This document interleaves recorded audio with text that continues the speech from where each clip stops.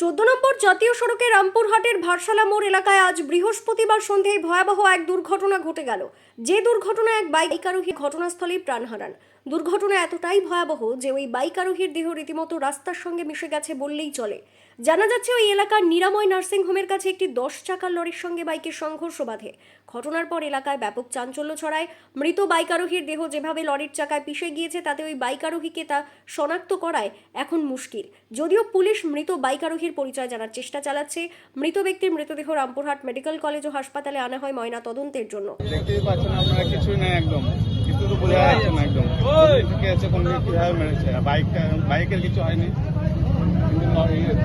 কোথায় বাড়ি কি জানা গেছে কিছু? ওটা পুলিশ এসছে? হ্যাঁ, পুলিশ এসছে। কখন এলো পুলিশ? কিছুক্ষণ হলো আসে। দুর্ঘটনার পরিপ্রেক্ষিতে বিজেপির তরফ থেকে রামপুরহাট পৌরসভার দায়িত্ব জ্ঞানহীন কাজকেই দায়ী করা হয়েছে।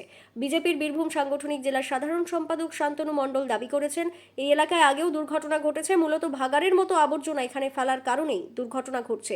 অবিলম্বে পৌরসভার এই বিষয়ে নজর দেওয়া দরকার। দেখুন, এখানে দীর্ঘদিন ধরে এই পাশে, এই রাস্তার পাশে দেখুন একটা ময়লা ফেলার ডাস্টবিনের মতন করে রেখেছে। এইটা আমরাও বলেছিলাম আগে থানাতে যে এই ময়লা ফেলার ব্যবস্থা এখান থেকে দূর হটুক, ন্যাশনাল হাইওয়ের মতন করা হোক। আর এই কারণের জন্য অনেক দুর্ঘটনা আগেও ঘটেছে, এটা প্রথম অ্যাক্সিডেন্ট না, আগেও ঘটেছে। প্রশাসনকে একটু দৃষ্টি আকর্ষণ করবো যে এই ডান দিকে রোডের যে ময়লার আবর্জনা সেটা কমসে কম কোনো একটা নার্সিংহোম বা কোনো একজন ব্যক্তির বিষয় বা টাউনের টোটাল আবর্জনা এখানে ফেলে দেওয়া হচ্ছে। এটা প্রশাসন একটা ভাগার আছে, সেখানে ফেলানোর ব্যবস্থা করুক, আবর্জনা পুরোপুরি সাফ করুক।